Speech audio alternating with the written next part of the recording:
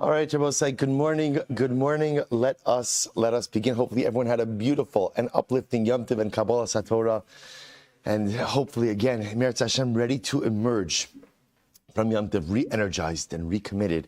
Baruch Hashem to our beautiful daf and to each and everything that we do to immerse ourselves in the Ribono Shel Olam's Torah. Begin by thanking our sponsors for this morning's shir. To thank our Talmud Torah sponsors for the month of Sivan, Paul and Kathy Pollack, for dedicating all of the Shiur Mendrashos this month.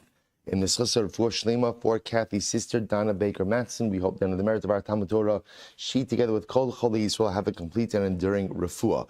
We also thank Doug and Gail Stanger for dedicating the Day of Learning in honor of their son-in-law, Aaron Weinberg's birthday. Mazel tov. Let me see Aaron. Okay, good. Wish him a happy birthday when you see him here, Hashem. And today's daf sponsor, Dr. Mark and Elsa Lustman, in the schus of the upcoming marriage tomorrow, Meretz Hashem, of their granddaughter, Atara Sobel, to Gavriel Sivart in Lakewood, New Jersey, Meretz Hashem. The chuppah should occur b'shah tova mitzlachas, and the young couple should be zocha to build a binyan ad de'ad ad 120 shanim tovos. Beautiful, beautiful. See, Daf Yomi sponsorships are good for all life cycle events. Marriages, birthdays, anniversaries, whatever it is. All right, excellent, Chavra. Let's begin. So today's Daf is Yud Beis. We're actually going to pick up, I know Rabbi Richter got to the top of Yud Beis yesterday. Let's actually just go back a little bit to the bottom of Yud Aleph Amud Beis, because it's important that as a shir, we are never exactly, running according to schedule. So let's go back just for a little bit. 11b, let's pick up 6 lines up from the bottom. Just so we're all holding in the same sugya. I'm sorry? 11b. I'm not that far behind. Right. Just 11b, 6 lines up from the bottom. So, okay, so let's go. So, Amr Chisda, Hatofis Labachov Makom Shechav Lacherim. So, remember again, the Gemara introduced this fascinating case. It's actually really fascinating. So, imagine the following situation. Ruvain borrowed $10,000 from Shimon. Okay? So, therefore, again, Ruvain owes money to Shimon. So, what happens? I am not involved in this transaction. Right? So I go ahead and I see that the debt has come time for payment, and Ruvain has not yet paid Shimon. So I happen to see a piece of property that Ruvain possesses. So I take possession of that property in an effort to go ahead and pay back Shimon. But let's say at the same time, Ruvain owes other people money as well. So this is a case of Tofes Labalchov, where ultimately I'm seizing on behalf of a creditor, but ultimately, again, the party from whom I am seizing property owes money to other people. So therefore, on one hand, I'm going ahead and doing something of benefit to Shimon the creditor, but I'm putting other people at a disadvantage, which essentially, if you distill it down to its core issue is, see, we have two competing concepts introduced by the Mishnah. What are the two competing concepts? Number one, Zachin la'adam shelo b'fanav, which means what? You can do something objectively beneficial for someone without their knowledge, which I will say in halachic terms means what? You could become a self-appointed agent. And I will say this is big stuff. I could essentially create an agency. I could act as an agent on behalf of another person without their ever having appointed me as an agent or without them having any knowledge of my actions when the agency I am performing is objectively beneficial. It's an incredible chiddush. Again, I want to point out, it doesn't just mean you could do something nice for someone without their knowing. I don't need the Gemara telling me that. Of course you can do something nice for someone. It means I could become a self-appointed agent. I can become myself to do something objectively beneficial. The converse is not true. What's the converse? Right? But ein chavin la'adam shelo b'fanav. You can't do something detrimental for someone without their knowledge, i.e., I cannot become a self-appointed agent to execute something on someone's behalf if it's detrimental to them when they don't know. So remember again, let's go. How did the Mishnah illustrate these two concepts? Right? So where's the distinction between these two? Where's the distinction? So ultimately, again, the distinction was, let's say, giving a get, an eved a get shikrar. So the Mishnah was assuming for now that that's a zichus. That's a schos, as opposed to the get for a woman. Oh, I'm sorry, just the opposite. The get for the woman is the schos. Again, we'll talk about all of this, and the get for the eved may be a chov. So again, the Gemara says, those are the principles. So now, the interesting part we have to deal with is, so what happens in the case where you have both? That's the case of tofes balchov b'makom shechav la'achirim. I go ahead and I seize property to go ahead and pay a creditor, but the debtor owed other people money. So in this case, what I did benefited one person, but what? Adversely impacted someone else. We'll say it's a great case, no? It's a great case. Thank you. Right, thank you. All right, good. So let's go back to some of the So the Gemara says, Bono lemachlokes Rabbi Eliezer v'Rabbanon. This is the machlokes Rabbi Eliezer and the Rabbanon. This nan, mi sheliket es hapeah. So we'll say, this is actually a fascinating case. I go ahead and I collect peah. So let's remember again, what's peah? Peah is you go ahead and you leave the corner of your field for the poor. Rabbi say, by the way, this is actually very, very inyane diyoma, because what do we learn in Megillas Rus? Right, Rus goes to the field to collect all of the different leket, shichacha, peah. So we'll say it's incredible. Isruchag, and we have again a reverence to peah, absolutely beautiful. So what happens? A person goes ahead and comes to collect peah. Va'amar harezu leploni ani. Let's say, watch this. This is so great. I go into a field, right? Baruch Hashem, I don't need peah, but I go ahead and I lift up the peah and I say, this is for Ruvain. My neighbor Ruvain is an ani. He's a pauper. So I go ahead and I lift up the peah, having in mind to acquire it for him. So we'll say, so now again, is it a schus or is it a chov? What would you say? Is it a schus or a chov? Right? Schus. Schus for who? For Ruvain. Chov for who? Every other ani. But remember again, by me acquiring this peah for one ani, I've effectively deprived all of the other aniyim. Remember, peah is hefker, but it's only hefker for aniyim, right? So now every single ani has that same level of entitlement in that peah. So I'll say, isn't this incredible? So the Gemara says, this is the case of hatofes lebalchov v'chav la'achirim. I'm doing something beneficial for one party, but what's beneficial for Ruvain is detrimental for every other ani. So can you do this? Rabbi Eliezer Omer Zachar. Rabbi Eliezer says, yeah, it works. It works. The Chacham say no. Yitnana la'ani animtza rishon. The Chacham say no, you can't do that. Rather, what do you have to do with the peah? You have to give it to the first ani you meet. In other words, you cannot. They both say the way these matnos aniyim work is everyone has equal share. You can't save, right? You can't save for people. You can't put aside for certain people. So therefore, again, even though I lifted it up for the express intent, with the express intent of giving it to Ruvain, I have to give it to the first pauper I encounter. Shabbos says, the Gemara says, so the Gemara is assuming over here, this is the same machlokes. This machlokes by peah is essentially the same machlokes of tofes lebalchov b'makom shechav la'achim. It's the same thing. I'm seizing property from a debtor to repay a creditor, but that debtor also owes other people money. So whereas I'm doing something beneficial for one creditor, I'm adversely impacting a whole bunch of others. So the Gemara says it's the same machlokes by peah and tofes balchov. To which Gemara says, 1 second. I'm but not necessarily. The cases don't necessarily align. I'll say top of your base. Ad come Rabbi Eliezer Hassam. So Rabbi Eliezer says in this case, in peah case, that I could acquire the peah on behalf of Ruvain, my neighbor, the ani, or Ruvain, the ani, who is my neighbor. Right? Why does Rabbi Eliezer say that? Both say this is fascinating. Hassam ela demigo tibay mafkele lenechasi v'havi ani the chazile. Both say this is incredible. There's an interesting loophole that one could employ technically to acquire peah. Both say, so let's say I have money. Say I have money, and now I want to figure out a way to acquire peah. How can you? Both say there is a way to do it. How do you do it? If you make all of your property hefker. So a person makes all of his possessions hefker, immediately becomes a ani. Right? Suddenly you have nothing. Suddenly you have nothing. Technically speaking, if you have nothing, then you are entitled to go ahead and take payah.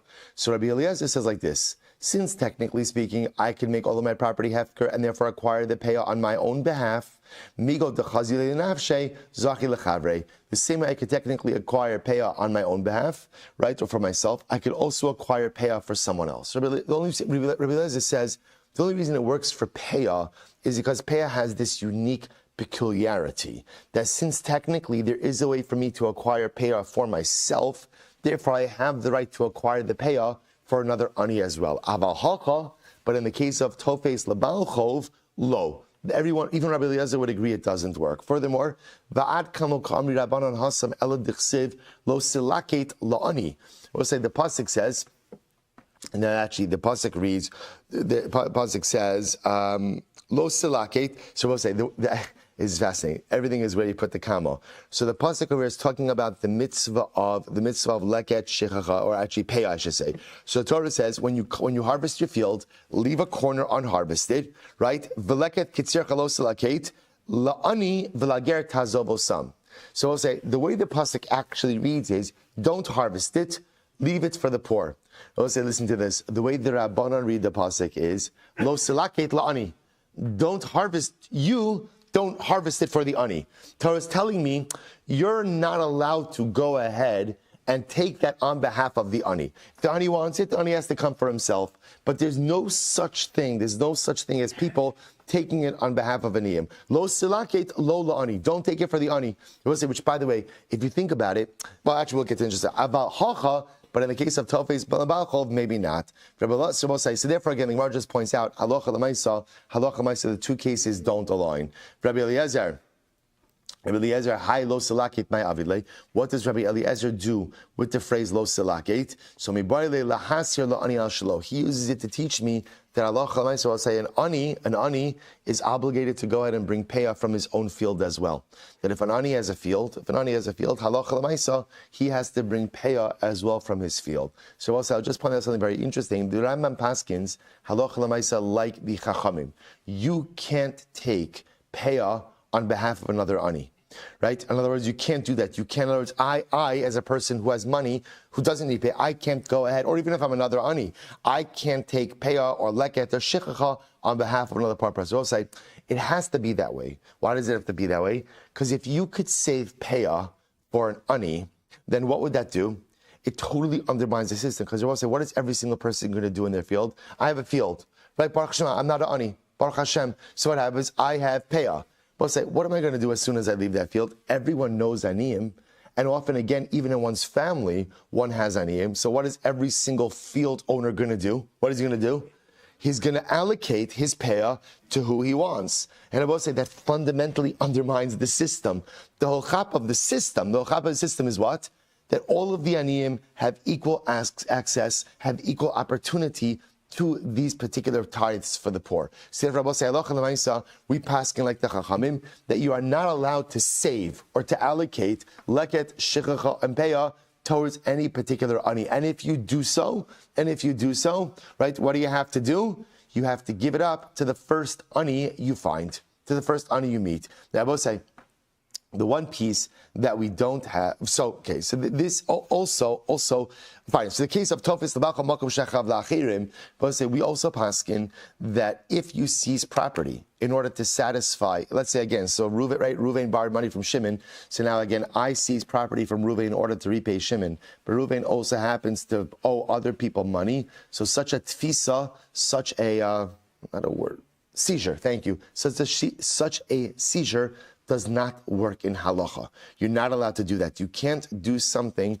that is going to go ahead and positively impact one person with a detrimental effect on others, which I will say is such a musar haskil as well. Because sometimes in life, we don't realize this, but in the effort to do something good for someone, so often what happens, not often, but sometimes it can happen that what is good for one party often creates an adverse impact for others. And this is important, I will say, that when it comes to chesed, when it comes to doing good things for others, just like we say, it's not just what you do, but it's how you do it. It's not just what you do, and it's not just how you do it. It's also taking into account who your good deeds are going to impact and how they're going to impact them. So often, like in the rush to go ahead and do something good, we don't necessarily contemplate the collateral effects of our actions. That's what I was saying, because think about it, that's the case of Tofes lebalchov ben makom shechav la'acherim. Right? What's happening over here? I'm trying to do. I'm trying to help. Who am I trying to help? I'm trying to help Shimon, the creditor. I will say, in my effort to go ahead and help Shimon, what have I done? I've adversely impacted, Levi and Yehuda, who are also owed money by Ruvain. And I will say, that's the halacha is trying to sensitize us to. When you do something good for someone else, beautiful, ashrecha. But contemplate the impact of your good actions on other people. Well, this comes up all the time in family life. It comes up all of the time, right? You want to go ahead and give attention or help or do something nice for a family member. A person has to contemplate just the impact of that and the ripple effect of that on the rest of the family unit as well. When doing chesed, when performing acts of kindness, it's not just what you do, it's not just how you do it, but it's contemplating who it will have an effect upon. Incredible. Let's go back there. Says the Gemara, She'im yirtzeh shelo lozon. So we'll say, so remember again, the Mishnah explained that halacha l'maisa, where was it? Right, so we said before, that technically speaking, if the adon, right, if the master doesn't want to sustain his eved, doesn't want to provide mazonos for his eved, he has the ability to do so. So the Gemara says, Shamis mina, what do you see from here? Yochel harav lomer li eved aseimi ve'eni zancha. So Rabbi say, this is incredible. What do you see from here? That a master has the ability to say to his eved, Rabbi say, this is an eved kinani. As Evet Kinani. Person has the ability to his Evet Kinani, work for me, but I'm not supporting you. I'm not supporting. Now, both say it sounds totally counterintuitive. How can you say to your Evet, how can you be obligated to work and I have no obligation of support? Now, both say, remember again, what is an Evet Kinani? An Evet Kinani is property. So as property, technically speaking, a master could say to him, you have to work, but I'm not giving you any food. You go ahead and you figure it out. Now we're going to see if halakha l'maisa how he paskin. So the Gemara says, no. What's the case? No. What's the case? The case is where the master says to the servant, listen, I'm not supporting you, but you could keep your earnings. Right, whatever money you earn, right, whatever money you pick up, whatever mitzias you find, those are yours, and use those towards your support. To which the Gemara says, the parallel case would be by a woman, right? Ultimately, again, a husband could say to us, remember, again, we'll get into this more Maseches Kiddushin, but halacha l'maisa, because a husband provides his wife with mizonos, with sustenance, therefore, again, Chazal enacted that her earnings come to him.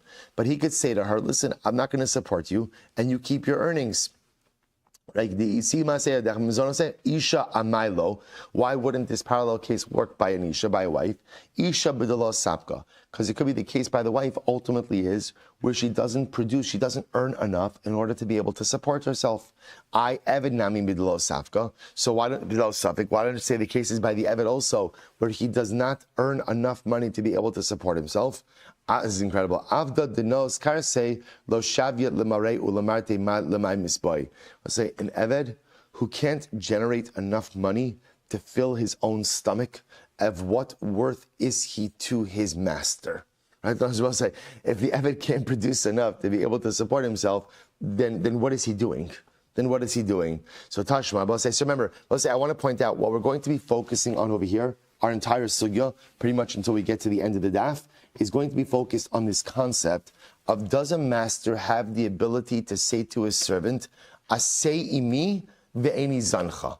Does a master have the ability to have like this one-sided relationship with his eved, where he says to the eved, you work for me, right? You do what I tell you to do, right? Work for me, but I'm not supporting you. You go figure it out. Is it possible to have this level of one-sided relationship? So the Gemara says, Tashma, eved was a great case. Eved should go to Ari Miklat. What happens if you have an eved who was exiled to a city of refuge? They both say, remember, let's just take a step for just a moment. An eved Kanani is property. What's the status of an eved Kanani? What's his Jewish status? right? So it's interesting, is like, he's kind of part Jewish. In general, you can't be part Jewish, right? Either you are Jewish or you're not Jewish. Actually, the exception to this is an Eved Kanani. Because what ends up happening is when he becomes an Eved, there's a Tevila, an immersion l'shem avdus. There's also actually a Mila l'shem avdus. But say at that point in time, he becomes chayv in mitzvos, but only to the degree of like a woman. Right? Not that he has the status of a woman, but halachically, he's obligated in mitzvos. Like, meaning he's exempt from taivah mitzvos. That's pretty much what it means. Upon emancipation, ultimately, again, he becomes a full-fledged Jew. So there is this interesting quasi-status of Judaism. So because of that, listen to this. What happens if an Eved Kanani kills someone b'shogeg? Right, he's climbing up a ladder. He falls down the ladder, falls on Ruvain, kills Ruvain. What's the halacha? Ir miklat. Okay, so now you have an Eved Kanani in an Ir miklat. So Eved shagal Ir miklat, ein rabba chayv lezono. The master is not obligated to support him. Below od, elo shemaisi yadav l'rabbo. Not only that, but anything he earns, right, any work he does, ultimately goes to the master. What do you see from here? Shmamina yachal harav lomar the eved aseimi ve'eni zancha. What do you see from here? You see from here that halacha l'maisa, a master could say to his Eved Kanani, work for me and I am not supporting you. Work for me and I'm not supporting you. To which the Gemara says, Hakam, what's the case here? No, the case over here is where the master said to the servant, listen, you keep your earnings, we'll call it a wash, right? You keep your earnings, I'm not going to support you. If that's the case, if that's the case, then why does the Brisa say that when the Eved is in the Ir Miklat, the master gets his earnings? So the Gemara says, La hadafa. So we'll say hadafa means excess amount. Again, we'll say there's assumption over here that when a person, there are two levels of support that a person has, right? One is called what he needs for his basic needs. Hadafa is the amount of money he earns above what he needs for his basic needs. So what the Gemara is suggesting is like this. This case of the Eved Kanani is in the Ir Miklat, so the master could say to him, right, the master is not chayiv to support him, and ultimately the earnings go to the master. The Gemara wants to suggest, what's the case? Why isn't the master obligated to support him? Because the case over here is where the master said, you keep your earnings, support yourself in the Ir Miklat. If that's the case, then why does the Eved have to give money back to the master, his earnings? To which the Gemara says, that's the hadafa. Any additional monies that the Eved Kanani generates above what he needs to sustain himself, ultimately that goes to the master. To which the Gemara says, hadafa, pshita. That's obvious. That's obvious. The Gemara says, I'll tell you why. What would you have thought? So I would have thought like this. I would have thought that halacha l'maisa, since even when the Eved doesn't have food, the master is not obligated to support him. In other words, the master doesn't have an obligation of support for his Eved. Ki islay namilo lishkamine. When the Eved does have it, maybe the master is not entitled to take it. Kamash malo not. Kamash lo no, that I will say that ultimately, again, any excess amounts always become the property of the owner. Umash lo the ari miklat. So I will say, so why do you have to set this up as a case where the Eved is going to the Ir Miklat? So I will say, first white line, v'chai avid lechi yusatfei. We'll say, when someone is sent to the city of refuge, there's an obligation, the Torah says v'chai. Make sure that he's sustained. So I might have thought that in this case, sustenance even means giving him a little bit extra. Kamash malo no. Kamash malo say that's not the case. So again, just to be clear, we are laser focused on one question and one question only. What's our question? The master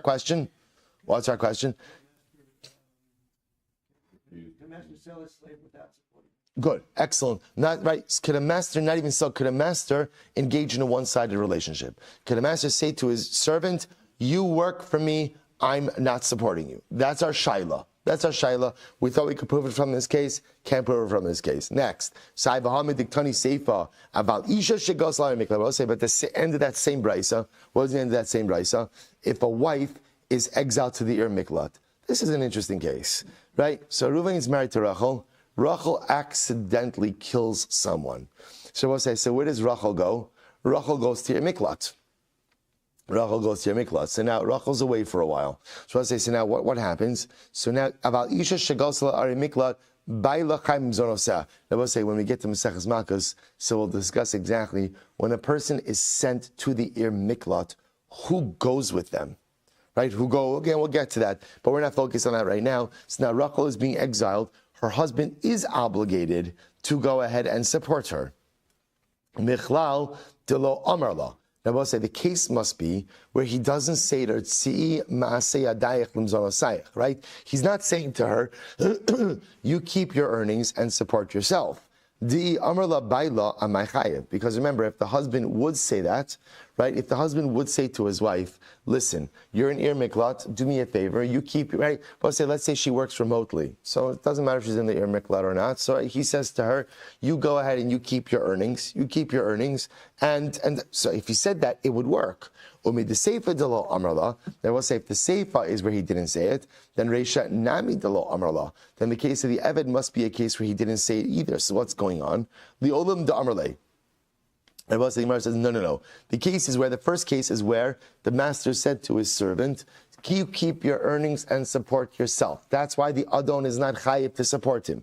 And when the Mishnah said that the earnings of the Eved go to the master, that's talking about hadaf, additional amounts. What's the case of the wife? The Isha bidalo safka. We'll say the case of the Isha where she goes to the Ir Miklat. Why does the Brisa say that the husband is obligated to support her? Because the case is where what? She does not earn enough for her own support. And we'll say, obviously, if she does not earn enough for her own support, the husband is obligated to make up that shortfall. I will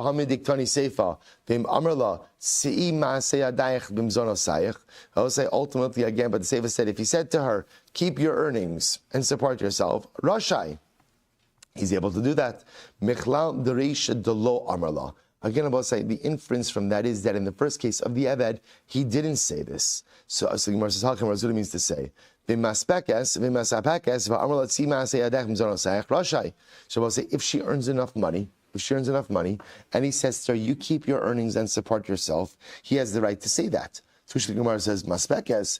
If she makes enough money, Maila Memra, what's the Shaila? Of course, he can also say, if a woman makes enough money, of course, a husband can say to her, "Listen, you keep your earnings. I won't have the chi of mizonos," and that works. So Mate, what would you have thought? That was incredible. Kol kavod the bas melech panima. We'll say, I might have thought like this. This is actually a beautiful pasuk.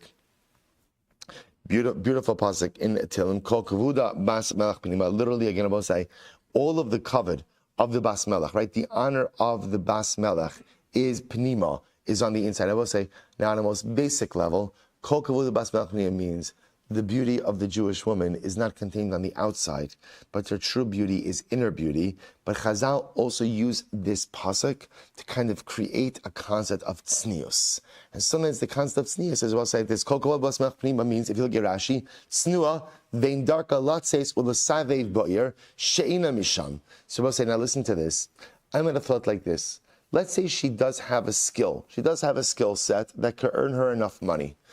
Now remember again, where is Rachel, our wife in question, right? Where is she? Where is she now in this case?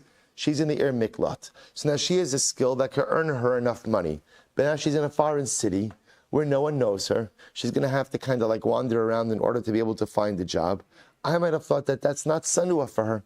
Right? That's not sanua for her. In other words, it's beneath her dignity to have to do that. So I might have thought that in this case, even though she has a skill set which could earn her enough money, still the husband should be obligated to support her. Kamash Mullah, no. Kamash will say that if she's able to earn enough money on her own, even in the Ir Miklat, the husband has the ability to say to her, "You keep your earnings, and I won't have an obligation to support." So we'll say, so again, remember, laser focus. We're just trying to figure out, could a master say to his Eved, "Asei imi ve'eni zancha"? That's it.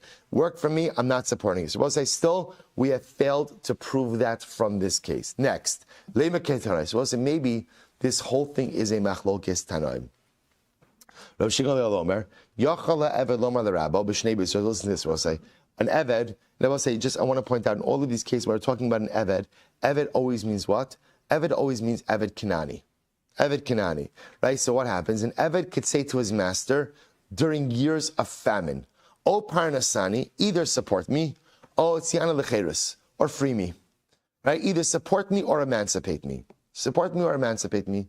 So I'll say that's Rabbi Shimon Gamliel. The Chum say, "Harashus biad Rabbo." No, ultimately again, the master has full control. The master doesn't have to support him, doesn't have to emancipate him. So what's going on over here? My love, what are they arguing about? So Damar Savar Yochel. So we'll say the Rabbanon hold ultimately again that a master could say to his servant, work for me and I'm not supporting you. And that's why even during a famine, right, the master will say, tough luck. Umar Savar Eino Yochel. Whereas Rabbi Shimon Gamliel says, no, a master doesn't have the ability to say to a servant, work for me and I'm not going to support you. And that's why the servant has the right to demand either support me or emancipate me. V'tizbara. But I don't understand if that's the case. Hayu parnisani atzena v'cheirus o parnisani otili maisi yodai beparnasasimi boile.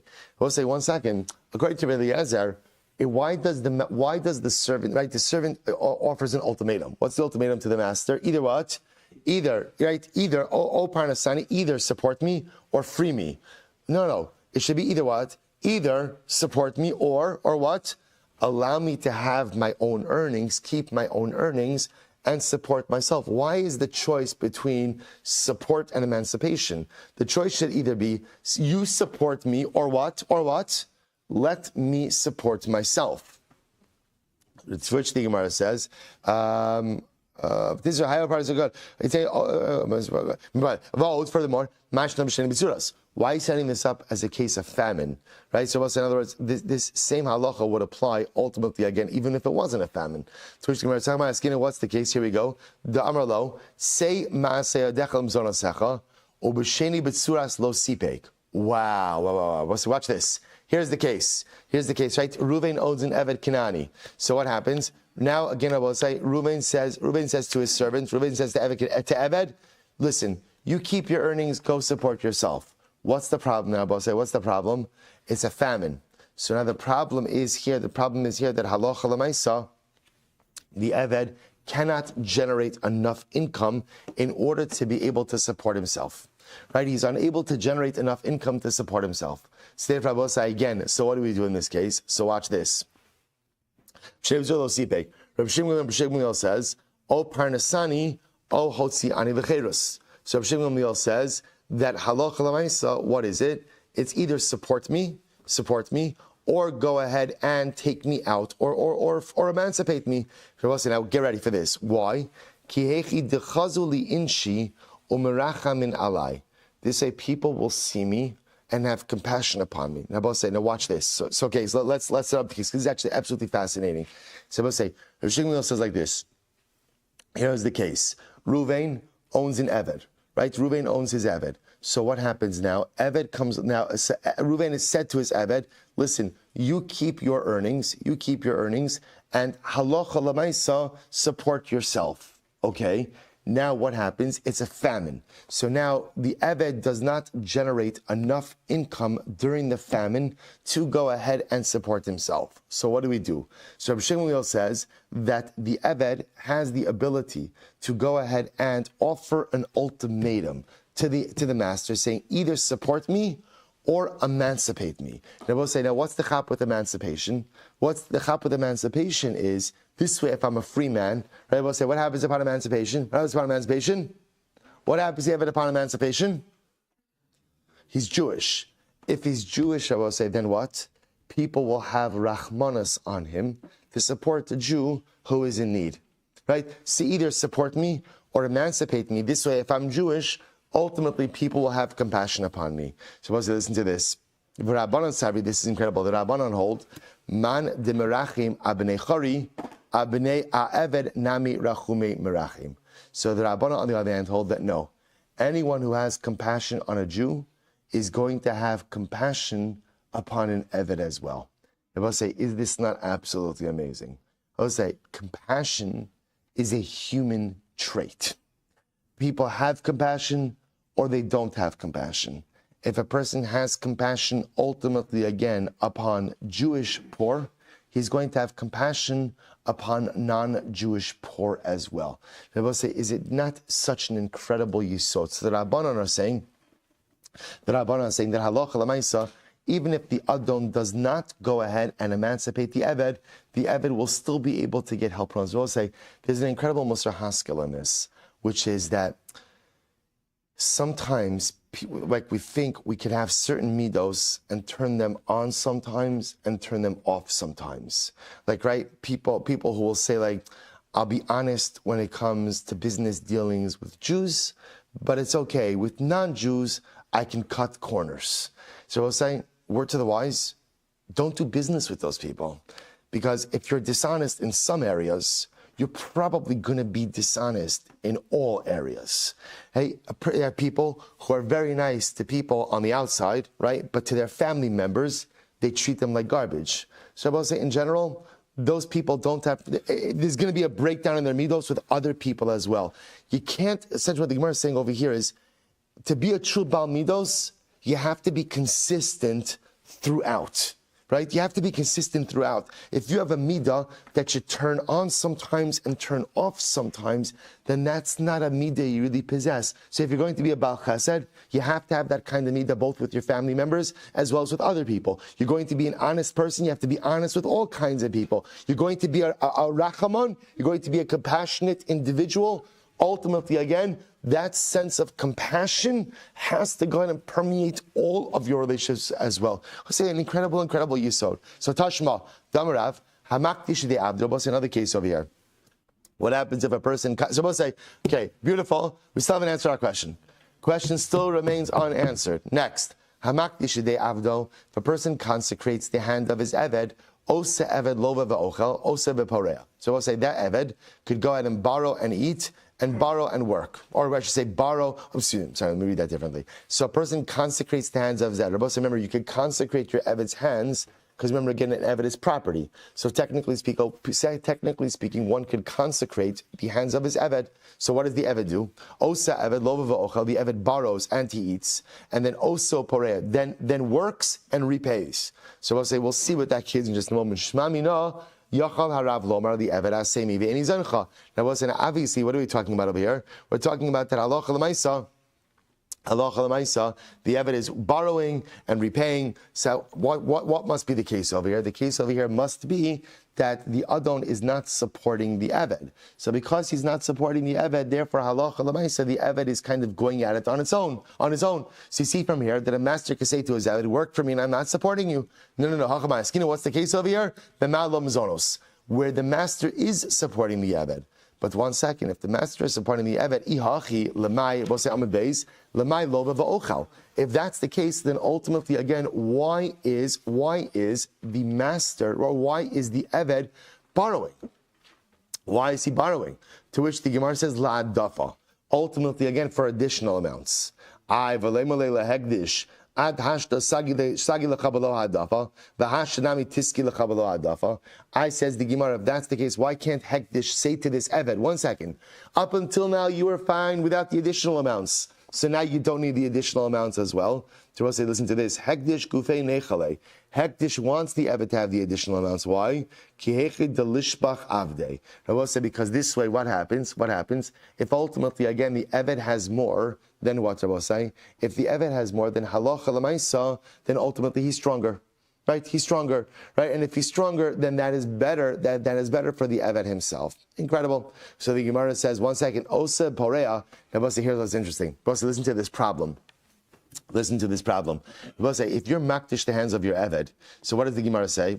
What could he do? He could borrow money, and then he works and he repays the debt, whatever he borrowed. We'll say, here's the problem. Anything that the Eved borrows, anything the Eved earns, so to speak, any work he does, we'll say, who does that work belong to? Hekdish. Why? Because ultimately his hands are Hekdish. So how is he working and repaying? Anything he generates, by definition, belongs to Hekdish. To which the Gemara says, Kama kadishle, every amount ultimately, any amount that he ultimately earns, or that he generates, ultimately, again, is going to be Hegdish. To which the Gemara says, Bepachos mishave pruta. Fascinating. We'll say, what is he doing? He's generating money, right? He generates earnings in increments of less than a pruta. We'll say it's fascinating. Hegdish only devolves on a pruta or more.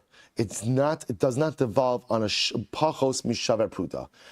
Says the Gemara. So therefore, what could the Eved do if he wants to go ahead and work and repay, but he doesn't want to run into the problem of hektish? What could he do? He could generate money in less than shaver pruta amounts. So it's going to take a while to repay that debt, right? But lamaisa, it'll get repaid. Quite incredible. Mr. Say this seems to be the case. Damarav hamakdish de avdo. A person is makdish the hands of his eved. Osa eved oseva ochel. Such an eved has the ability to go ahead and work and eat. Di'ilo avda man palechle. If he does not work, how is he going to eat? I will say, by the way, what a mantra in life, right? If you don't work, how are you going to eat? To which the Gemara says, so I'll say, if you frame this case as a case of where the Adon is supporting the Eved, and he's unable to say, and the second case is where he's not supporting him, Shapir. But if you say, the first case, ultimately is where he's not supporting him, and he could say, if he doesn't work, man palechle, who could support him? Man deboy nifleche.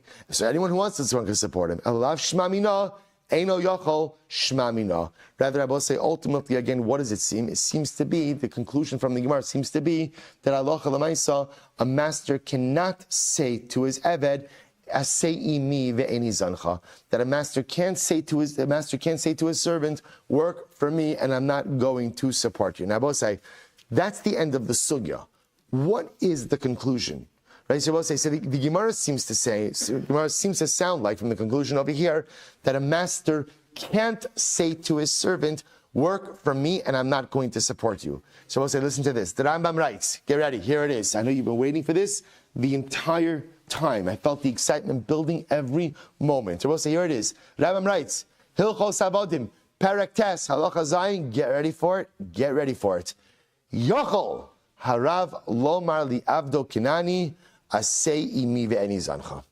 Rambam paskins that halacha l'maisa, a master can say to his eved, work for me and I'm not going to support you. Ella, Yelech v'yishal psachim, rather he says to him, go and beg, v'yisparnis minat tzedakah, or go take tzedakah. I will say, remember again, here's the chap.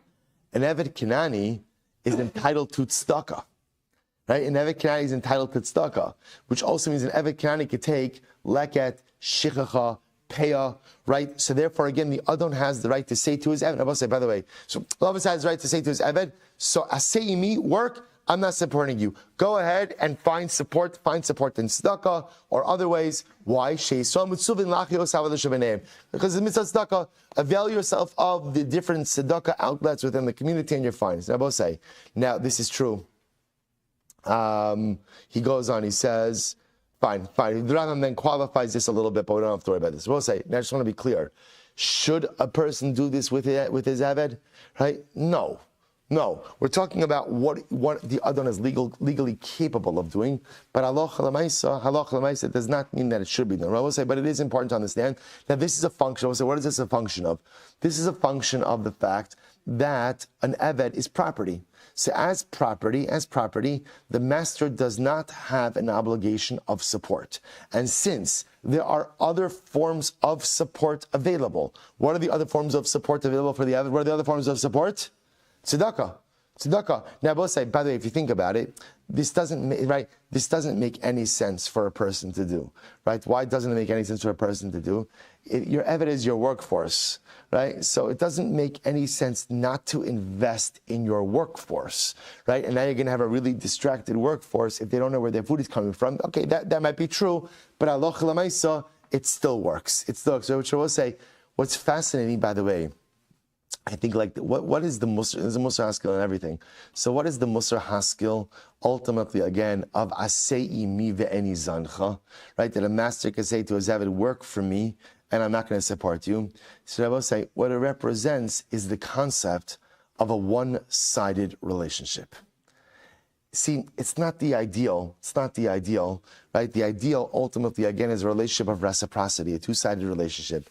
But I will say in life, there are one-sided relationships. There are. There are relationships where one person is the taker and one person is the giver. Now, of course, those relationships are far from ideal, and those relationships are certainly not the things that ultimately, again, we should aspire to.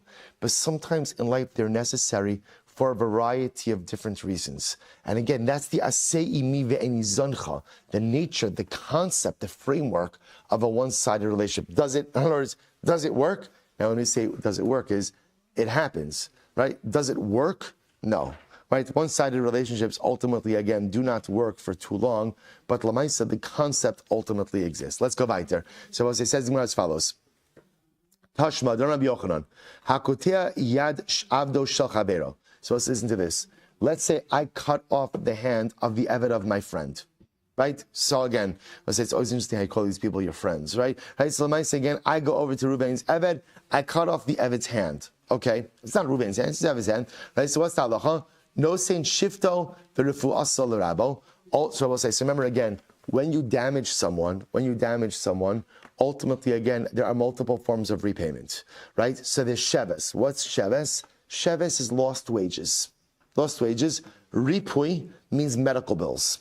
So halacha l'maisa, if I cut off the hand of my friend's eved, I give the lost wages and the cost of medical bills to the master. We'll come to Reuven, right? I went over to Reuven's eved, I cut off his hand, so I give the lost wages and ripui, the cost for medical bills, ultimately to Reuven. V'osa eved nizon minat tzedakah, and this eved ultimately again is sustained from charity. Shma mina, fine, got to the halacha nice one line to another. Shma mina, yachal Rav Lomer le'eved asemi ve'eni zancha. So we'll say, what do you see from here? What do you see from here? That halacha l'maisa, a master can say to his servant, go ahead and work for me, and I'm not supporting you. Not supporting you. So we'll say again, why? Because ultimately, again, what is it when it says the eved is supported from tzedakah? So if the eved is supported from tzedakah, that means the master is not supporting his eved. Hacham asking, what's the case over here? The case over here is where the master is supporting the eved. If the master is supporting the eved, ihachi, amay nizon minat tzedakah. So then why is the eved being supported from tzedakah? Lahad dafa. He's getting additional amounts from tzedakah. Ihachi, if that's the case, nizon, it shouldn't say nizon, misparnes mi baile. Then I will say, ultimately, again, I will say, so nizon means like your ikr sustenance, right? Misparnes means additional amounts. So it shouldn't say nizon, it should say misparnes. Elalav, shmamina, yachol. Rather, I will say, what do you see from here? You see from here that Allah Lamaisa, a master does have the ability to say to his servant, work for me and I'm not going to support you, shmamina. So I'll say that is indeed the conclusion of the Gemara. I'm sorry, I read the Rambam too early. Right? So I'll say that's the conclusion of the Gemara, that a master has the ability to say to his servant, work for me and I'm not going to support you. So we'll say that's the conclusion of the Gemara, and Allah that's the conclusion of the Rambam as well. Incredible. So we'll say the Gemara just picks up on that last case. Amar Mara, let's just finish up. No saying shift of Rasal Rabo. So we'll say, so the Gemara said that if I go over to Reuven's eved, I cut off the hand of Reuven's eved, I have to give lost wages and refuah and medical bills, ultimately again to Reuven, to the master. So shift up shita. So I'll say again, lost wages, that's obvious. That's obvious, right? That goes to Reuven, the master. Rifuaso, it's shrichale. Now we'll say medical bills is interesting. Why do I give, when I say medical bills, it's really the cost for medical treatment. So why does that go to Reuven? Rifuaso didehi, right? Really about to say, who should get the money for medical treatment? Who should get that money? The Eved, right? Why should the Eved get it? Because the Eved needs it ultimately to what? To pay for his bills, right? To pay for healing. We'll say this is fascinating. What's the case? Damdua lechamisha yomi. We'll say, listen to this. Let's say again, after I cut off Reuven's Eved's hand, so I went to the doctor. The doctor said, okay, this is going to be 5 days of treatment, right? 5 days of treatment to heal the wound, and then we're going to be good, right? And what happens? Well, listen to this. Va'avdu le'sama charifa v'itse bitlasi yoma. We'll say, then what happened? They did a more aggressive treatment that was much more painful, but ultimately, again, it only took 3 days of treatment. So let's say, so just watch what happened over here. I went over to Reuven's Eved. I cut off his hand. Let's say, so now what happens? He goes to the doctor. Doctor says, okay, 5 days of treatment $100 a day per treatment. Okay, I did the damage. I pay $500. Rabbi say, then it turns out that what happens? So the doctor says, you know what? We could give a more aggressive treatment, and I could heal the Eved in 3 days. Rabbi say, but it's a much more painful treatment. So the Eved is healed in 3 days, right? Less time, but more pain. Rabbi say, at the end of less time, more pain, what are you left with? What are you left with? $200. Right? Why? Because remember again, I paid out $500 for medical bills. It turns out that, or medical treatment. Now there's $200 left. So Rabbi say, Ma'udatema, Sara Didehu. I'm going to have to Rabbi say, who should get to keep that $200? Who should get the $200? The Eved. Why? Because Lamaisa, how do we have that extra money in the pot? Why? Because of the tsar, because of the pain and suffering ultimately of the Eved. Kamash Malon, Rabbi say, who does it go to? Kamash Malon, ultimately it becomes the property of the Adon. Any additional amounts, Rabbi say, ultimately will always become the property of the Adon. Say, Rabbi say, Salach al-Maisa, in this last case, I go ahead and I injure the Eved, so the Sheves, right, the lost wages go to the Adon. The Refuah, when we say that the Refuah goes to the Adon, what that means is if for some reason there's any leftover money from the funds allocated for the healing or for the treatment of the Eved, those additional funds ultimately go to the Adon. We also will say, find that we finally got to the Sugya, Halacha L'Maisa. Rambam says, Gemara says, Halacha L'Maisa, an Adon has the ability to say to his Eved, Asei mi ve'eni zancha, work for me and I'm not going to support you. Rabosai, we will stop over here for today. Shkoyach. Incredible. All right, Chevron Zoom. Have a great day, everyone. Wonderful to see everyone. Mr. Steinmetz, just be careful driving and learning. Mamish. Incredible. Anyway, back to you.